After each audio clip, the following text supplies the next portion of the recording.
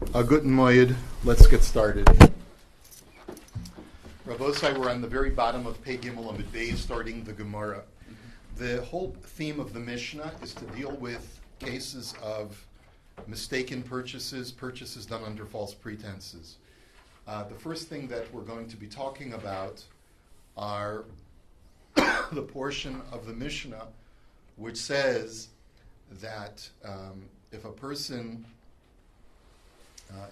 thought he was purchasing grade A and he was given grade B, then the purchaser, the buyer, is allowed to reverse the deal. If a person thought he was selling grade B and by accident he sold grade A, a higher grade, so then the seller is allowed to retract. That was what the Mishnah had said. However, let's take a look now at the Gemara. We have an independent statement of Rav Chisda. Amar Rav Chisda, Machar lo shave chamesh b'sheish v'hukar v'olamad al shmoina, minis ane lokeach. All right. We know the laws of Ona'ah. We've learned that in Maseches Bava Basra. The laws of Ona'ah dictate that when a person is overcharged or underpays a sixth or more, then under certain conditions, the party that was overcharged or was underpaid is allowed to reverse the sale, is allowed to nullify the sale and demand a nullification. So in the following situation, Rav Chisda says, Ruvain sells an item that is only worth 5, and he sells it for 6. So he's committed an act of ona'ah. So the buyer has been ripped off, okay? But fortunately for the buyer, just his mazel, after he's bought the item shoots up in value and is now worth 8. And all of a sudden, the seller becomes a big tzaddik. And he comes to him and says, my dear friend, I accidentally overcharged you for this item, and of course, I feel for the sake of Yashrus, I need to reverse the sale. And of course, we know that this is a bit of insincerity. This is false piety. So Rav Chisda says it's only the buyer's prerogative to reverse the sale. But if the buyer does not want to reverse the sale because he got something, he paid 6 for something that's now worth 8, he can say, thank you, but no thank you. And why is that? Because since the lokeach, the buyer, was the one who was ripped off, only he reserves the right to reverse the sale, but not the seller. We're assuming the lokeach didn't have insider information. We're assuming a lot of things. But he could be the ripper-offer. We're assuming a lot of things, right? Mishum da'amar lei, ilu lo onisan, lo hava matzis hadros bach. Hashta da onisan matzis hadrach bach? Question mark. It's a rhetorical question. The buyer can say to the seller, what gives you the right to think that you can reverse the sale? The whole reason for reversing the sale is because you committed an act of ona'ah, which is a crime. Had you not committed the act of ona'ah, the sale could never be reversed. So now that you committed ona'ah, you want to have the power to reverse the sale, just because it's to your advantage to reverse it. And the way the Rashbam understands it is, Shelo yehi chotei niskar. Why should we reward a sinner? Just because you ripped me off initially, that gives you the right to reverse the sale. If you had charged me a fair amount and the price shot up, you wouldn't be able to reverse the sale. Now that you've overcharged me, you're going to be able to reverse the sale? That doesn't seem right. Vitana tuna. And our Mishnah seems to support this because it says, Yafos v'nimtzu ros, lokeach yochol lachzer bo v'lo mocher. Because it says in our Mishnah that if the purchaser thinks that he's getting grade A and instead he gets grade B, so only the buyer is allowed to reverse the sale, but not the seller, right? And so, l'chora, there's no need for the Mishnah to point that out. That seems to be obvious. The chiddush of the Mishnah is that even in a scenario like Rav Chisda has just depicted, where it is to the seller's advantage to reverse the sale, we do not give him the right to do so because he's the one who committed the act of fraud by giving him the poor quality, the grade B, instead of grade A, which he promised him. Ba'amar Rav Chisda. Rav Chisda further said, Now let's look at the opposite case. Mocher lo shave sheish b'chamesh v'huzlu v'amdu al gimel. Minis ana mocher. Mocher yachol lachzer bo v'lo lokeach. Do amar lei, ilu lo onisan lo have a matzis hadrach bach, hashna matzis hadrach bach, question mark. The same thing in just the converse. Let's say the seller sells an item that's worth 6, but he sells it because the buyer says it's really only worth 5 and I'm going to pay you 5 for it. So in this situation, the seller has gotten ripped off and has been exploited by the buyer. But let's say the product or the commodity goes down in value, so now it's only worth 3. So here all along, the Lokeach thought that he was getting a great mitzvah by getting a $6 item for 5. And now it's only worth 3. So the Lokeach now has this newfound piety, and he says, oh my dear Chaver, you don't realize I underpaid you. Let's reverse the sale. So the Mocher can say to him, no, I'm very happy with keeping the sale intact, and it's only the Mocher's prerogative to reverse it. If he doesn't want to reverse it, the Lokeach cannot force him to reverse the sale. Mm-hmm. And the argument is that the Mocher, the seller, can say to the buyer, listen, my friend, if you had paid me fair market value and the item had gone down, you couldn't reverse it. So what, now because you ripped me off, you think it's fair for you to reverse it? That's again a case of chote niskar. A sinner would be rewarded if we were to allow that. V'tanatuna. And again, we have a proof from our Mishnah. Ros v'nimsu yafos mocher yochel lachzer bo v'lo lokeach. That our Mishnah had said that if the mocher tells him he's going to sell him grade B rather, and instead by accident delivers grade A, only the seller can reverse the sale, but not the buyer.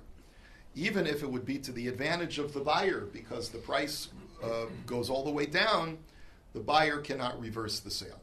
So now the Gemara says, well, listen, it seems pretty clear from our Mishnah everything that Rav Chisda said. So my kamashmalan masnisinhi. Why then do we need Rav Chisda the Amora at all to spell out something that really is quite clear from the Mishnah itself? So the Gemara tells you like this: I mi masnisin hava amina dilma de Rav Chisda to Ravayo motzi hadri bahu umasnisin hainu taima mishum de ra yomar hakona. Now, I just read to you the girsa of the Rashbam, which is a little bit different from the girsa that we have in front of us. So let me explain to you the way the Rashbam seems to learn. The argument is as follows. If I didn't have Rav Chisda spelling this out for us, maybe I would have inferred from our Mishnah that our Mishnah is not talking about a case of actual ona'ah. Maybe our Mishnah is talking about a case where the seller said, I'm going to sell you grade A, and he charges for grade B produce and delivers grade B produce. Now, there's no ona'ah over there, but there is a mekach tos. There's a false pretense sale, right? There is a mekach tos there. So that's maybe only in that situation where there's no actual ona'ah do we only give the person who was deceived the right to go back on the sale, but we don't give the mocher the right to go back in the sale. So let's say, for example, in that situation, I charged you 5 for the grade B. It's taka worth 5, and then the price goes all the way up on grade B, and it's in high demand. The mocher can't come back to him and say, you know what, I accidentally gave you grade B. The seller can say, thank you very much. I paid you fair market value. You charged me fair market value, and therefore I'm going to keep it. Maybe only in that situation does only the buyer have the rights to go back. But in a case where there's actual ona'ah, maybe in that case both the mocher and the lokeach have a right to reverse the sale. So, and the reason being that only the lokeach, in our case of the Mishnah where there's no ona'ah, has a right to go back is because of the pasuk ra yomar hakona. That the pasuk in Mishlei that says a buyer can always say, I've gotten the short end of the deal. I've gotten the worst part of the deal. And therefore he could claim mekach tos.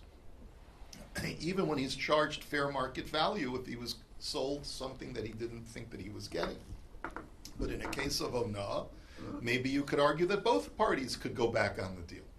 And that's why you need Rav Chisda to tell you that no, even when there is ona'ah, only the person who was ripped off can go back on the deal, not the person who was the exploiter, but only the exploitee is allowed to go back on the deal. Okay, let's go on to the next Gemara. The Mishnah had said that in a situation where there's no exploitation, but rather just a mistake, I ordered one kind of product and you gave me a different product. It's not that one is more valuable or less valuable. It's just a different product. So then in that situation, both parties can reverse the sale if either party is unhappy with the transaction. So the example that one example that our Mishnah had given is, let's say I ordered white wheat. The language of the Mishnah was shachmasis v'nimtzeis levana levana v'nimtzeis shachmasis. If I ordered shachmasis and you delivered white wheat, or if I ordered white wheat and you delivered shachmasis wheat, so both parties can reverse the sale. Okay, that doesn't mean that one is more valuable than the other, right? Now the question is, what does the word shachmasis mean? It comes from seemingly the word chama, which means sun. That's the assumption of the Gemara. So it means sunny wheat. Now what color is sunny wheat? What? Brown. Sunny wheat? Sunny, S-U-N-N-Y. So that's the question. Is it yellow? Is it brown? Is it red? So Amarav Papa Midikatani Levana Shmamina Haishimsha Sunkasi. The fact that our Mishnah is contrasting it with white wheat, we know that there are only two kinds of wheat. There's either white wheat or red wheat, or reddish wheat. There's red grain and there's white grain. So you have to say the fact that we're using this as a contrast to Levana, which is clearly white wheat, must mean that the word shachmasis means red. So Teida de kasam katsafru panya b'hai delo chazinan kula yoma nahorin hu delo bari. And the Gemara says, I'll prove to you that the word sunny means red, because when the sun rises in the east and sets in the west, both at sunrise and sunset, the sun is red, reddish. And so you might ask the question, if the sun projects a red color, why don't we see it when it is overhead in midday? That's only because of our poor eyesight. Our eyesight cannot stand the glare. And if it could, we would be able to actually see a red hue even in the middle of the day. But we have to wait until the sun's intensity subdues before we can see the red hue that's inherent in the sun. Meisveh. So now let's challenge that. The Brisa seems to say not that way. Umarehu amok min ha'or, kemare chama amuka min atzel. V'hasam lavanhu kemare chama, v'hasam lavanhu, exclamation point. The Brisa quotes a pasuk in the Torah which talks about a certain kind of saras. Now we know that it's saras lesion that is described at this point in the Torah is a white lesion. And the Torah says that how does he identify that this is saras? Because the appearance of the lesion is deeper than the healthy skin. Now what does that mean, it's deeper than the healthy skin? So the Brisa says it's just like when you see on a sunny day with something projecting a shadow, you see the sunlit area appears deeper than the shaded area. What it means deeper means that your depth perception plays an optical illusion, and it appears as if the sunlit area is further away from you than the shaded area. That's an optical illusion. And that's what it means when it says, Umarehu amok min ha'or, that it's like the sun. It's like sunlight. Now, the Gemara's question is, here you see that the sunniness of a lesion is a white lesion, not a red lesion. So how can you tell me that something that's sunny means red? Here in the Brisa it means white. So the Gemara answers, Kemare chama velo kemare chama. Kemare chama da'amuka min hatzeil velo kemare chama de'ilu hasam lavan v'hacha adom. So the Gemara answers very simply. When the Brisa says that it's like sunlight, this lesion, it's only in one respect that it's like sunlight. It's like sunlight in that it appears to be further away or deeper than the contrasting shaded area, just like this lesion appears to be deeper than the contrasting healthy skin. But it's not to make an analogy to color. When it comes to color, sunny means red, and this lesion is white. So it's only making the comparison partially, not completely. The Gemara now says, "V'lomai v'solakdaitin mi'ikara ha'kasam katzafra upanya." The Gemara says, now wait a minute. Based on your premise, you thought that the word sunny means white. And based on this brisa, how then did you understand the solar phenomenon of the sun appearing red at sunrise and at sunset? If you thought that sunny means white, why then does the sun appear red at certain times in the day? So the Gemara answers, "B'tzafra dechalpa avei vardi de Gan Eden, b'panya dechalfa pischa de Gehenim, V'ika da amri ibcha. So the Gemara answers something that's very bizarre, that probably is extremely esoteric and needs to be understood more carefully. But the simple explanation of what the Gemara is saying is, really I thought that sunlight is white. And the fact that it looks red when it rises and when it sets is not because that's the inherent color of sunlight, but rather when the sun rises in the east, it's passing by the Garden of Eden, which is in the east. And the roses of the Garden of Eden, which are so red, project a hue onto the sun, which makes it look red. And when the sun sets in the west, it's passing by the portal of Gehenna, which is in the western horizon, and therefore the fires of Gehenna, which are red and glowing red hot, project a hue onto the setting sun. That's right, Gan Eden Mikedem. Tosafos discusses this further. And then the Gemara says, but some say it's just the opposite. That when the sun is setting in the west, it receives a reflection of the roses of the Garden of Eden in the east. And conversely, when the sun is rising in the east, it receives the reflection of Gehenna in the west. But either way you're going to learn, the way to explain that sunny could really mean white, the sun projects white light, but yet it rises, when it rises and says it's red, not because that's the color of sunlight, but rather because of the hues that it receives from things that are in its environment. Of course, this is not astronomically correct, but perhaps there's a much more deep meaning that evades us in this very short period of time. Is there a certain, they're looking at the lesion, until they go to Kohen, do they only do it at midday or something? Would you know? It has to be done during the daytime. I don't think it has to be done in midday. But that's not the idea. The idea is we're not learning now about examination of the lesion, but when the Kohen looks at it, it appears to be deeper than the surrounding skin, based on natural daylight, but it doesn't matter what color that daylight is.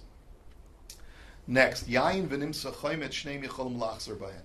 The next thing that the Mishnah had said is that if the person ordered wine and he gets delivered vinegar, or if he ordered vinegar and gets delivered wine, then both the seller and the buyer can reverse the sale, because it's not necessarily true that wine is more valuable than vinegar. Sometimes vinegar can be very expensive, like very expensive wine vinegar is very valuable.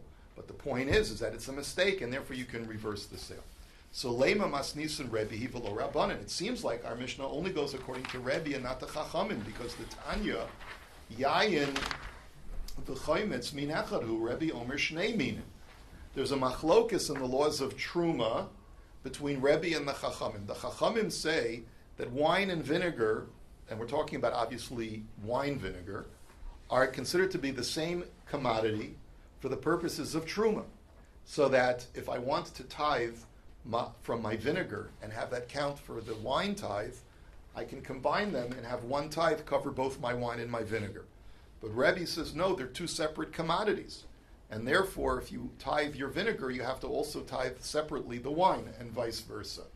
So it seems like our Mishnah, which says that if I deliver vinegar instead of wine, since they're two separate commodities, you can reverse the sale. It's a mekach tos. But according to the Chachamim, it's the zel bezach. It's the same thing. So it seems like our Mishnah is not like the Chachamim. So the Gemara says, no. Afilu tema rabbanan. Ad kan lo pligi rabbanan alei de Rebbe el le'inyan ma'aser truma chada Rebbe law. No, really, the machlokus between Rebbe and the Chachamim is localized to the laws of Truma, right? Because of Rebbe Elah's halacha. The Omer Rebbe Elah, minayin l'tar min hara la yafish truma so truma. Rebbe Elah had taught from a pasuk that how do you know that if a person tithes in a miserly way, let's say he's got different grades of produce, but they're all the same kind of produce, but he tithes from grade B or grade C to cover all of the superior grades of produce that he has. How do we know that b'di'evet his tithing is a valid tithing? Shenamar v'lo sisu alav chet b'harimachem es chelbo mimenu. The Torah says, do not incur a sin when you do your tithing. Now, im eno kadosh nesios chet lama mikan l'tar min hara layafish truma so truma. Now, the Gemara makes a very interesting logical argument. It says, listen, How could a person incur a sin when he tithes if the tithing does not count? If my tithing from grade B onto grade A would not be a valid tithing, then I wouldn't be doing a sin. My act would be totally null and void. So it must be, in order for there to be a sin incurred, it must be that my tithing is a valid tithing, but I didn't do it in the right, appropriate, optimal way, and therefore Hashem is not happy with me. But nevertheless, b'di'evid, my tithing is a valid tithing. That's the shita of the Chachamim. And Rabbi disagrees. If you tithe from grade B onto grade A, your tithing is not tithing bichlal. That's the machlokus over there. But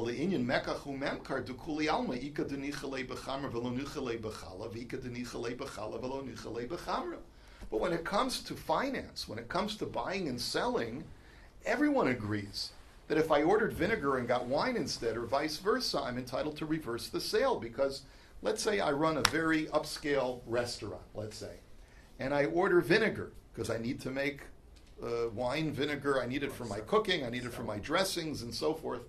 And the guy delivers a case of red wine. I can't use this. Or let's say I'm running an upscale restaurant and I need to serve my guests wine, and he delivers me a case of wine vinegar. I can't serve that for table wine. So obviously, even the Chachamim who hold that for Truma they're the same thing, for purchases and sales, they're totally different commodities. So therefore our Mishnah goes like every. Next Mishnah. Hamocher peros lechavero moshach v'lo modad kana, modad v'lo moshach lo kana. The Mishnah says something that's a little bit cryptic, but we're going to unpack it as we go on through the Gemara. You have a buyer and a seller. The buyer is purchasing grain or purchasing some kind of produce commodity. As long as he does an act of meshicha, drawing the item towards him, that is an act of kinyan, so that even if he didn't measure out the grain in advance, but as long as there was disclosure of how much grain there is, even if he didn't measure it, the act of meshicha affects the kinyan, and therefore the item becomes his. Now, as we're going to see momentarily, we saw this several blot ago, the act of meshicha does not affect the kinyan unless I'm drawing something towards me in a domain that I have control over. If I do an act of meshicha in Rishus Harabim, that doesn't work. I have to actually receive the item directly from the seller in a Rishus Harabim in order for the kinyan to take effect. Meshich is when I pull it, not from the hands of the mocher, but just pull the object towards me. That will only work if the domain where the item is now resting is a domain that I have rights to. But if I have no rights to that domain because it's a Rishus Harabim, Meshicha won't work. So just keep that in mind. But as long as I did a Meshicha, says the Mishnah, I'm koina. Now, Im haya pikeach, socher es makoman. Now, if the buyer is sharp, if he's smart, what he should do in certain situations, which have yet to be defined by the Gemara, he should rent the space where the commodity is resting on in order to be kona through a kinyan chatzir, through basically making a declaration that this commodity, which is now resting on my property, I'm kona it through it being on my property. That's called a kinyan chatzir, right? Now, next thing the Mishnah says is that if you purchase flax from your friend, you're only kaina it if you actually pick it up and move it. And like the Rashbam says, what we're talking about, you have to do a hagbaha. You have to actually lift it up. Why that is, the Gemara will explain. If the flax was still attached to the ground, it's still growing from the ground, as long as you pluck at least a small portion of it, then you're kind of the whole amount. And once again, the Gemara will need to clarify this. Amar Rabbi Asi, Amar Rabbi Yochanan. So the Gemara now says that Rabbi Asi quotes his Rabbi Yochanan as follows: Mo'adat v'hiniach al gabi simta kan. That if a person measures out grain and he places it down on a simta, that act is a valid act of purchase and the kinyan is affected. Now, what is a simta?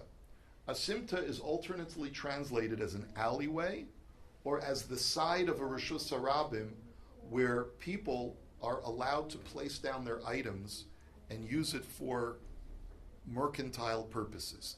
Sometimes people put their stuff down to rest. Sometimes people put their stuff down there to affect purchases and exchanges.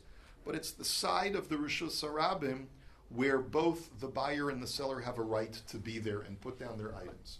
So as long as I measure out the produce, even if I haven't done an act of Mashicha, says Rebbe Asi, I'm koine. Now that's direct contradiction to our Mishnah. Our Mishnah had just got through saying that a medida, measuring out the item without doing Mashicha, means nothing. So this is what bothers Rebbe Zera. Amrle Rebbe Zera le Rebbe Asi, Shema lo shama Rebbe ela b'moded l'soch kupaso. So he says to Rebbe Asi in a very respectful way, Rebbe, perhaps when you heard Rabbi Yochanan say that, Rabbi Yochanan was talking about where the buyer measures it into his own container. Because by measuring it into his container, it's his container that affects the kinyan, not the measuring. And maybe that's what Rabbi Yochanan meant, because he says, otherwise I can't understand how just measuring and placing it into a simta can affect the kinyan. So Amar Lei, Dami Haimi Rabban Kedelo Gamri in Shishmaita. Modad L'soch Kupaso Mem Raboi? Question mark. So Rebbe Asi is dismissive of Rebbe Zera's objection. And he says, you seem to me like someone who doesn't know how to learn. Why would Rebbe Yochanan need to teach me something that is so obvious, that if someone puts something into his own container, that's a method of kinyan? That we know without Rebbe Yochanan. So obviously that's not what Rebbe Yochanan was talking about. So now the question is, Kibla Minei o lo Kibla Minei? The question now is, did Rebbe Zera accept Rebbe Asi's explanation or not? Because at the end of the day, Rebbe Asi seems to be conflicting with our Mishnah. And now the question is, could Rebbe Zera live with that or not? So let's see. Tashma, the Amar Rebbe Yanai Amar Rebbe. So come and listen. Rebbe Yanai is quoted as saying in the name of Rebbe. So the Rashbam explains that Rebbe Yanai was Rebbe Yochanan's Rebbe. So if we can demonstrate that Rebbe Yanai holds either like Reb Asi or Reb Zera, we'll be able to help move the argument into one direction or the other. So what did Rebbe Yanai say? Chatzer hashutfin konin zemizeh. That if there's a jointly owned courtyard, right, which is like a simta for all practical purposes, it's a place where both of us have rights. We don't have exclusive rights, but we have rights to put our things down. So a buyer can be kona from a seller, even if we jointly own the property where the exchange is taking place. So my lav al gabe karka. So doesn't that prove Rebbe Asi's point that as long as you just put the item down on the ground or measure it out without doing a mashicha, that's enough to make a kinyan? So the Gemara says, lo l'soch kupasa. No, not necessarily. Maybe we're talking just like Rebbe Zera had objected. We're talking about where the buyer is putting it into his container.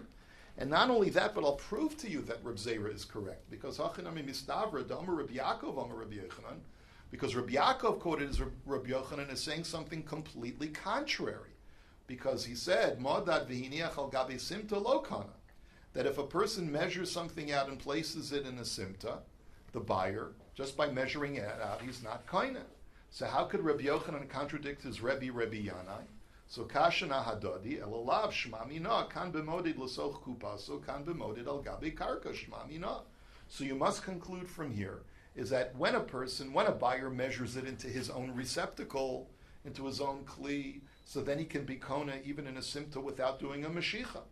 But if he wants to just put it on the ground, he's not kona like Rebbe Yaakov quoted Rebbe Yochanan, and therefore it's a kasha on Rebbe Asi how he could quote Rebbe Yochanan to say the contrary. Okay, now Tashma. Now let's look at our Mishnah. Modad v'lo mashach lo kana. Now remember, what did our Mishnah say?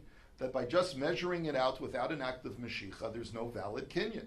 So my lav besimta. So doesn't this once again prove Rebbe Zera's point that in a simta you cannot be kona if you just put it down and measure it without doing an act of Mashicha?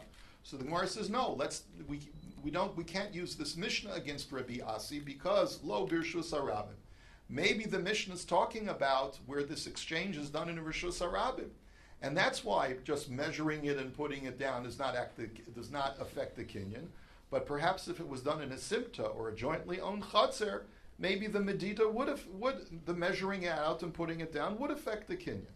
But ihachi emaresha. But if that's the case, you're talking about rishus harabim. Take a look at the first case. Mashach v'lo madad kana mashicha b'rishus harabim mikanya. Remember, the first case was that if the buyer does an act of mashicha, he is kona, even if he didn't measure it out. If you're talking about a Rishus Harabim, since when does Mashiach work in Rishus Harabim? Remember I told you we would get to that point? Mashiach doesn't work in a Rishus Harabim because by definition, Mashiach means drawing something towards your domain. And in Rishus Harabim, you have no control of that domain. So, because V'ha'abaya v'rava damri to Ravayu, Mesira kaina b'Rishus Harabim u'v'chatzer sheinu shel shneim, Mashiach kaina b'simta u'v'chatzer sheinu shel shneim. That Abai and Rava both agree that if you're standing in a Rishus Harabim or some other domain where you have no rights, then the only way to be kona from the seller is if he gives it over directly to you. He gives you, let's say you're kona an animal. He has to give you the bit of the animal or the rope, that's the boat, that's holding the boat. He has to directly transfer it over to you in order for that to be a kinyan. A mashicha, where I independently pull it, is not enough. The only time that mashicha works is if it's in a domain where I have some level of right to put my item there, like a simta, like a jointly owned chatzah. And then the Abayin Rava said, "V'hagba kaina b'chol makom." Lifting something up can work anywhere, even in a Rishus Harabim. So the Gemara says, so you have to say that the first part of our Mishnah, which says that if you do a Mashicha you're kaina, my mashach nami bikatani, mirishus harabim l'simta. Oh, so I'll give you the taich as follows. It could be that our Mishnah is saying that what the buyer does is that he finds the grain resting in Rishus Harabim, like we said, our Mishnah is talking about Rishus Harabim, and he pulls it from the Rishus Harabim into the Simta. And that's why the kinyan works. And by contrast, which is the second case, is that if he merely measures it and puts it down in the Rishus Harabim, he's not kain. But it could be, like Rabbi Asi said, by measuring and putting it down in a Simta, you could taka be kain. That's a bit contrived, but that's the way the Gemara wants to read the Mishnah in defense of Rabbi Asi. Ihachi ema seifa. But wait a minute, now you got to look at the third case of the Mishnah. Im haya pikeach socher is makoma. If a buyer is sharp, if he's wise, let him rent the place where the commodity is resting, and he'll be kona it through a kinyan chatz. He'll be kona it by his land acquiring the object. Now, b'Rishus Harabim iman ogat. How can you rent a piece of property that's in Rishus Harabim? Who are you going to rent it from? You can't rent property in Rishus Harabim to make a kinyan chatzer. So the Gemara says, no, I'll read it like this. Hachi kamar, the im b'Rishus ba'alim hi im haya pikeach socher es makoma. That our Mishnah is changing the case. In the first two cases, we were talking about where the commodity exchange is taking place in Rishus Harabim. So the reason why it works in case number one is because he's doing a Mashicha from Rishus Harabim into a Simta. And the reason why it doesn't work in case number two is because he's putting it down in the Rishus Harabim and he didn't do a Mashicha into a Simta. Case number three is a totally different case. That if you're not in a Rishus Harabim, but rather you're in the seller's domain, and you want to be able to acquire the object without, and you can't do a Mashicha because you have no rights there. You don't want to do a Hagbah because it's too heavy. So how are you kind of it? The way to do it as a Pikeach is to say to the buyer, I hereby am renting that patch of land from you that where the commodity is resting, and I'll be kona it through a kinyan chatzer. And that's the way we could learn the Mishnah in defense of Rebbe Asi. And this is where we'll hold it for today. I wish you a guten moyed and a guten erev yontiv.